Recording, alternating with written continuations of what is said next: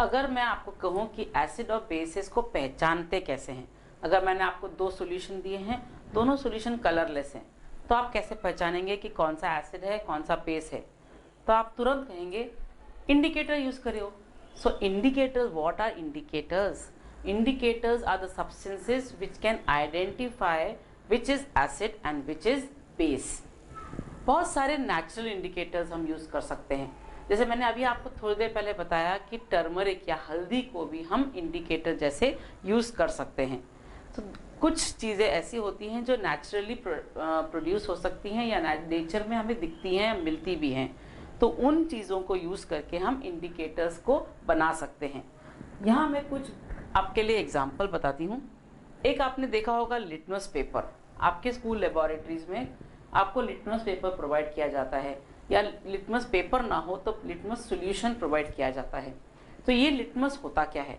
ये लिटमस एक natural product है जो कि लाइचन से या लाइकन से निकलता है। तो लाइचन्स क्या होते हैं? तो लाइकन्स आप प्रोनाउंस लाइचन्स भी कर सकते हैं, लाइकन्स भी कर सकते हैं। सो द लाइकन्स, ये लाइकन्स होते क्या हैं? ये आपको अगर याद होगा 9th स्टैंडर्ड में हमने जब डाइवर्सिटी इन प्लांट्स पढ़ा था, तो उसमें हमने पढ़ा था कि थैलोफाइटा एक प्रकार होता है प्लांट्स का। उस थैलोफाइटा के अंडर हमें लाइकन्स मिलते हैं। और ये लाइकन्स होते क्या हैं? ये लाइकन्स होते हैं जब एल्गी और फंजाई का रिलेशनशिप सिम्बायोटिक होता है। तो सिम्बायोटिक रिलेशनशिप मतलब एक फूड प्रोवाइड करता है तो एक शेल्टर प्रोवाइड करता है। जब ये ऐसा कॉम्बिनेशन होता है या ऐसा रिलेशनशिप होता है, उसको हम कहते हैं सिम्बायोटिक रिलेशनशिप। तो उसका एक बेस्ट एग्जांपल है लाइकन। ये जो लाइकन होता है उसमें से हम जो सॉल्यूशन प्रोड्यूस करते हैं, that is called as litmus. और ये लिटमस हम इंडिकेटर जैसे यूज कर सकते हैं। ये लिटमस सॉल्यूशन भी यूज कर सकते हैं या लिटमस पेपर के रूप में भी यूज कर सकते हैं। अगर हम सॉल्यूशन यूज कर रहे हैं तो उसका ओरिजिनल कलर पर्पल रहता है। जैसे मैंने यहाँ लिख के बताया है कि ओरिजिनल कलर पर्पल रहता है, लेकिन अगर मैं पेपर के रूप में यूज कर रही हूँ तो आप देखेंगे आपके स्कूल लेबोरेटरीज में red colour litmus paper and blue colour litmus paper होते हैं। तो ये लिटमस एक नेचुरली प्रोड्यूस्ड इंडिकेटर है। और कौन से नेचुरली प्रोड्यूस इंडिकेटर हो सकते हैं जो नेचर में मिलते हैं? तो कुछ एग्जांपल्स हैं, जैसे कि कैबेज। कैबेज मीन्स बंद गोभी। अब आजकल बंद गोभी ग्रीन कलर की, पर्पल कलर की, पिंकिश कलर की ऐसे ऐसे आने लगे हैं। सो अगर मैंने वो डार्क कलर के कैबेज लीव्स लिए या बंद गोभी ली, जिसको पत्ता गोभी भी बोलते हैं, ये पत्ता गोभी को मैं अगर काट के रखूं और उसको पानी में रखूं काफ़ी देर, कुछ घंटे, तो जो कलर होता है उसका वो सारा पानी में आ जाता है। अगर मैंने वो पर्पल कलर की कैबेज ली और उसको काट के रखा पानी के अंदर, तो वो बहुत घंटे बाद आप देखेंगे वो पानी का कलर चेंज हो जाता है। तो कैबेज लीव्स को भी हम नेचुरल इंडिकेटर के रूप में यूज कर सकते हैं। टर्मरिक, जैसे मैंने बताया हल्दी भी एक इंडिकेटर ही है जो इंडिकेट करता है whether the substance given is acid और बेस। कुछ फूल हैं जो बहुत सुंदर, कलरफुल, एकदम रंग बिरंगे फूल होते हैं। उन फूलों को भी हम इंडिकेटर्स के रूप में यूज कर सकते हैं। क्या करना होता है? वो फूलों को लेना होता है, उनके पत्ते निकालने होते हैं और उनको पानी में भिगो के रखना होता है कुछ घंटे तक। तो उस जो उन फूलों में जो कलर है वो कलर धीरे धीरे पानी में आ जाता है और उसको हम यूज करते हैं एज अ इंडिकेटर। कौन से फूल होते हैं जो कॉमनली यूज किए जाते हैं बनाने में? पेटल्स ऑफ हाइड्रेंजिया एक फूल का नाम है, पेट्यूनिया एक और प्लांट का नाम है, और जेरेनियम एक और तीसरे प्लांट का नाम है। ये आपको याद रखने पड़ेंगे ये नाम, बिकॉज क्वेश्चंस आते हैं what are natural indicators, give examples.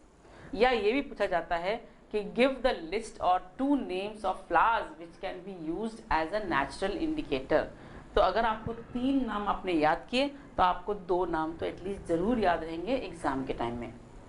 आपने तो देखा होगा हिबिस्कस प्लांट, जो शू फ्लावर कॉमन नेम होता है, वो शू फ्लावर भी आपको रेड कलर में, पिंक कलर में, येलो कलर में मिलते हैं। तो अगर उनको भी, वो फ्लावर्स को भी लिए और पानी में भिगो के रखा तो आपको वो कलर पानी में डिज़ोल्व हो जाता है और वो हम यूज कर सकते हैं एज अ नेचुरल इंडिकेटर। ये बात हुई नेचुरल इंडिकेटर, ऐसे इंडिकेटर जो नेचर में पाए जाते हैं। लेकिन क्या सिंथेटिक इंडिकेटर्स भी होते हैं? जरूर होते हैं। दो जो कॉमन सिंथेटिक इंडिकेटर्स हैं, अब मैं जब सिंथेटिक की बात कर रही हूं इसका मतलब man made, which is not natural. So man made indicators दो जो हम कॉमनली लेबोरेटरी में यूज करते हैं वो है मिथाइल ऑरेंज एंड फिनोफ्थलीन।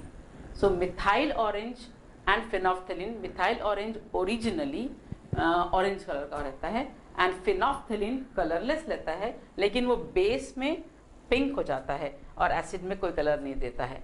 तो सिंथेटिक जो इंडिकेटर्स होते हैं कॉमनली यूज में आपको बता रही हूँ मिथाइल ऑरेंज एंड फिनोफ्थलीन, ये दो इंडिकेटर्स सिंथेटिक हैं और ये जो मैंने नाम लिखे हैं वो सब आपको नेचुरली प्रोड्यूस्ड होते हैं, नेचुरली मिल जाते हैं। सो ऑल दिस इंडिकेटर्स को एक जनरल नाम दिया गया है एसिड बेस इंडिकेटर्स। ऐसे पदार्थ जो आपको बताते हैं कि ये सैंपल सॉल्यूशन या सैंपल चीज आपने जो दी है वो एसिड है या बेस है, उसको इंडिकेट किया जाता है, उसका आइडेंटिफिकेशन करने में मदद होती है। So acid base indicators. तो आपको ये भी पूछा जा सकता है what are acid base indicators, give examples. So those substances which act as indicators to identify acids or bases, they are called as acid base indicators। तो ये आपका एग्जाम्पल होना चाहिए। उसमें आप बोल सकते हैं कुछ नेचुरल होते हैं, कुछ मैन मेड होते हैं। और नेचुरल जो होते हैं इनमें से आप कोई भी दो एग्जाम्पल दे सकते हैं, और मैन मेड जो होते हैं जो कॉमनली यूज होते हैं वो होते हैं मिथाइल ऑरेंज एंड फिनोफ्थलीन। इसी से रिलेटेड आपके पेज नंबर 18 में एक क्वेश्चन है जो हम डिस्कस करते हैं। मैं पढ़ के सुनाती हूँ, आप सोचिए, उसका जवाब मैं जरूर दूंगी। You have been provided with 3 test tubes. One of them contains distilled water and the other 2 contain acid solution and basic solution. If you are given only red litmus paper, how will you identify the contents of each test tube? उनका कहना है कि आपको 3 test tube दी गई हैं। इन 3 test tube में 3 sample solution रखे गए हैं। एक है डिस्टिल्ड वाटर,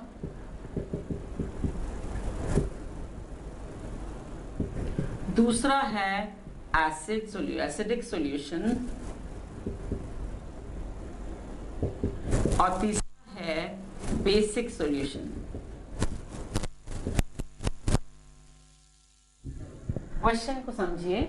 उनका कहना है 3 टेस्ट ट्यूब दिए गए हैं, 3 सैंपल्स दिए गए हैं और इन सैंपल्स में कोई भी एक सैंपल डिस्टिल्ड वाटर हो सकता है, कोई भी दूसरा सैंपल एसिडिक सॉल्यूशन हो सकता है, कोई भी तीसरा सैंपल बेसिक सॉल्यूशन हो सकता है। अब आपको एक ही इंडिकेटर दिया गया है, रेड लिटमस पेपर, बाकी कोई भी इंडिकेटर नहीं दिया गया है। एक ही इंडिकेटर दिया है पेपर के रूप में। पेपर स्ट्रिप होती है रेड कलर की, and this is red colored strip and this is the red litmus paper। अब आपको बताना है एक ही लिटमस पेपर से मैं तीनों को कैसे आइडेंटिफाई करूं। सोच के देखिए कैसे कर सकते हैं। It's very simple. अगर आपने रेड लिटमस पेपर लिया, मैं सपोज इनको ABC नाम दे देती हूं तो आपको समझने में आसान जाएगा। अगर मैंने ये रेड लिटमस पेपर लिया और मैंने उसको A में डिप किया, there was no change in the colour. ठीक है, no change in the colour, तो क्या हो सकता है? आपको तो ये मालूम है कि रेड लिटमस पेपर एसिड में कलर चेंज नहीं करता है, क्योंकि acid will change the colour for blue litmus to red. ठीक है, तो अगर मैं कह रही हूं कि रेड लिटमस पेपर मैंने इसमें डिप किया and there is no change in the colour, तो 2 पॉसिबिलिटी हो सकती है, या तो ये एसिड है या तो ये डिस्टिल्ड वाटर है, क्योंकि डिस्टिल्ड वाटर में कोई भी कलर चेंज ही नहीं होने वाला है, क्योंकि वो न्यूट्रल सॉल्यूशन रहता है। Distilled water is neutral. Acidic solution होता है, उसका pH वैल्यू 1 to 7 के बीच में होती है, और जो बेस होता है उसका वैल्यू 7 to 14 के बीच में होता है।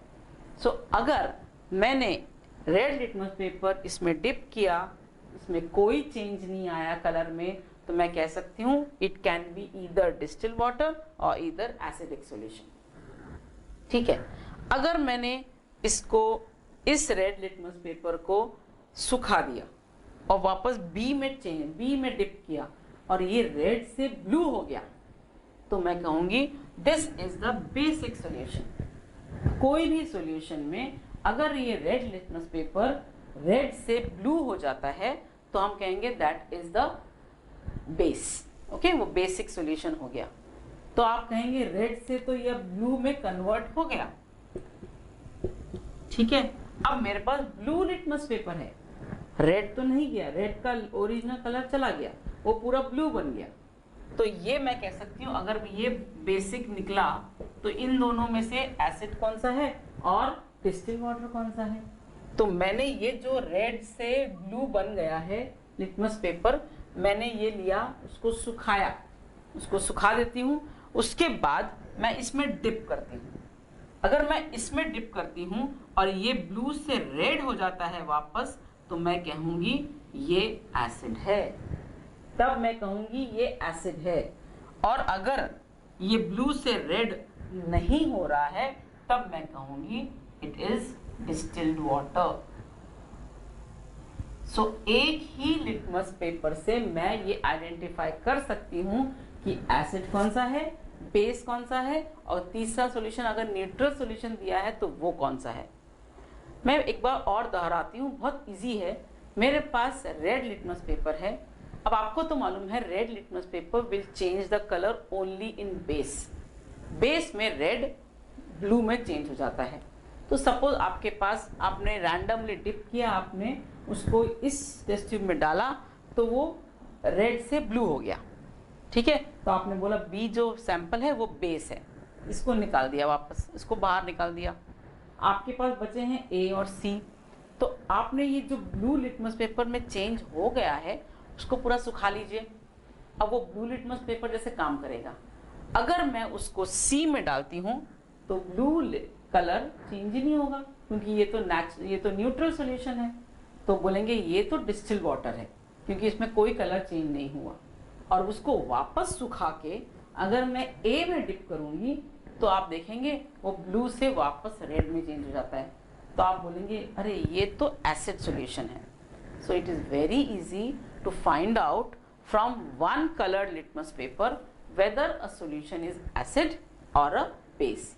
ये आपको लॉजिक यूज करना है कि इतना मालूम, बेस आपको एक मालूम होना चाहिए कि जो रेड लिटमस पेपर है वो ब्लू में कन्वर्ट हो जाता है अगर हम उसको बेस में डिप कर रहे हैं। अब ब्लू लिटमस पेपर है वो रेड में चेंज हो जाता है अगर हम उसको एसिड में डिप कर रहे हैं। अगर आपको इतना थियोरी मालूम है तो आप इजीली बता सकते हैं कि एक ही लिटमस पेपर से मैं कैसे आइडेंटिफाई कर सकती हूँ। ये हुआ क्वेश्चन का answer which is given on page 18 of your NCERT book. ये हुआ नेचुरल इंडिकेटर्स यूज करें या सिंथेटिक इंडिकेटर्स यूज करें, उससे हमको आइडेंटिफाई हो सकता है।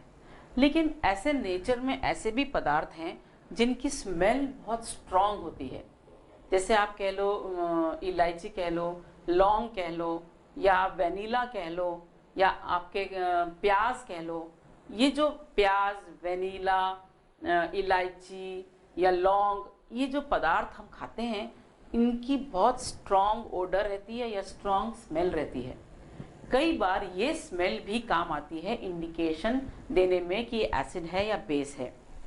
एक आपका एक्टिविटी है जो मैं आपको समझा के बताती हूँ, एक्टिविटी 2.2। उसमें बताया गया है कि आप प्याज लीजिए, प्याज को एकदम बारीक काटिए और उसको एकदम पतले कॉटन कपड़े में पूरा बांध के प्लास्टिक के थैली में उसको फ्रिज में रख दीजिए। ठीक है, अब मैं फ्रिज में इसलिए रख रही हूँ कि वो जो प्याज काट के रखा है वो खराब ना हो जाए। तो जब हम काट के रखते हैं उसको एक कॉटन क्लॉथ में, पुराना से एक रुमाल, बड़ा सा रुमाल होगा आपके पास, पतला जो हो गया होगा, उसमें आप रैप करके रखिए और उसके ऊपर एक पॉलीथीन की बैग लगाइए और फिर उसको फ्रिज में रख दीजिए। ऐसे आप 7 से 8 घंटा रखिए। उसके बाद आप प्याज को बाहर निकालिए, प्याज कटा हुआ प्याज को सेपरेट कर दीजिए और जो कपड़ा था उस कपड़े को ऐसे लंबे लंबे स्ट्रिप्स में काटिए और वो स्ट्रिप्स में अब क्या हुआ है, उस कपड़े में पूरी स्मेल भर गई है प्याज की। वो जो प्याज इतना ज़्यादा स्ट्रॉन्ग स्मेलिंग होता है, वो जो सारा स्मेल वो कपड़े में आ गया है, और वो कपड़े को हम एज अ इंडिकेटर यूज़ कर सकते हैं। उसमें आप एसिड और बेस के ड्रॉप डाल के देखिए, उसमें कलर चेंज आता है। तो हम ये कहने की कोशिश कर रहे हैं कि कुछ पदार्थ ऐसे होते हैं, कुछ सब्सटेंसेस ऐसे होते हैं जिनकी स्मेल बहुत स्ट्रांग होती है, और वो स्मेल को हम यूज़ कर सकते हैं एज अ इंडिकेटर। जब हम स्मेल या ओडर को यूज़ कर रहे हैं इंडिकेटर, उसको हम कहते हैं ऑलफैक्टरी इंडिकेटर, OLFACTORY, ऑलफैक्टरी इंडिकेटर। ये ऑलफैक्टरी इंडिकेटर कुछ नहीं होता है, बस ये स्मेल जिसमें जिस पदार्थ में बहुत ज़्यादा स्ट्रॉन्ग स्मेल होती है उसका इस्तेमाल किया जाता है, और उससे हम बता सकते हैं कि एसिड और बेस कौन से हैं, उसको इंडिकेशन देने में मदद करते हैं। सो अगर आपको पूछा जाए व्हाट आर ऑलफैक्टरी इंडिकेटर्स, सो आप कह सकते हैं indicators which use the strong smell like of onion और क्लोव्स, जैसे आप प्याज यूज़ कर सकते हैं, लौंग यूज़ कर सकते हैं, वेनीला यूज़ कर सकते हैं। आपको तो मालूम है वेनीला, हम आइसक्रीम खाते हैं, वेनीला फ्लेवर्स होते हैं। वेनीला एक्चुअली एक पेड़ होता है जिसकी खाल निकाल के उसका पाउडर बनाया जाता है और उसमें से वेनीला निकाला जाता है। तो क्योंकि वो जो पेड़ है वो बहुत स्ट्रॉन्ग स्मेलिंग पेड़ है, और उसमें से वेनीला प्रोड्यूस होता है या वेनीला को बनाया जाता है, और वो हम हमारे केक्स, पेस्ट्रीज, कस्टर्ड्स, इसमें हम यूज़ करते हैं, तो उसकी भी स्मेल बहुत स्ट्रॉन्ग होती है। तो अगर आपको पूछा जाए कि ऑलफैक्टरी इंडिकेटर्स के एग्जांपल्स कौन से हैं, तो आप बोल सकते हैं अनियंस, दैट इज प्याज, क्लोव्स दैट इज लौंग, हम लौंग भी खाते हैं, उसका भी स्मेल बहुत स्ट्रॉन्ग होता है, और वेनीला मीन्स आप जो फ्लेवरिंग एजेंट यूज़ करते हैं, हम बेकिंग प्रोडक्ट्स में यूज़ करते हैं, बहुत जगह यूज़ करते हैं। ये एग्जांपल्स हो गए ऑलफैक्टरी indicators, OL factory indicators. So all factory indicators also are one of the type of indicators which can tell us whether a substance is acid or a base. So आज जो हमने पढ़ा वो हमने एसिड्स क्या होते हैं, बेस क्या होता है, एंड इंडिकेटर्स कौन से होते हैं, इनके बारे में पढ़ा। अगले बार हम पढ़ेंगे कि how does acid and base react with each other. Acid और बेस का अगर रिएक्शन करवाया जाए तो वो कैसे रिएक्ट करेंगे, ये हम अगले वीडियो में देखेंगे। यही चीज़, ये जो मैं आपको पढ़ा रही हूँ एसिड, बेसिस एंड सॉल्ट्स, इसकी ज़्यादा इन्फॉर्मेशन लेने के लिए आप हमारे पेबल्स का SSC चैनल भी देख सकते हैं, जिसमें ये सब टॉपिक्स कवर किए गए हैं। इनफैक्ट थोड़े ज़्यादा मैटर आपको मिलेगा, ज़्यादा क्वेश्चंस मिलेंगे, और उसमें ज़्यादा इम्पोर्टेंट क्वेश्चंस भी दिए गए हैं। SSC और CBSE का पोर्शन में काफ़ी सिमिलैरिटी है। SSC के ऑलरेडी वीडियोस पेबल्स में हैं, आप उनको भी रेफर कर सकते हैं। Pebbles Live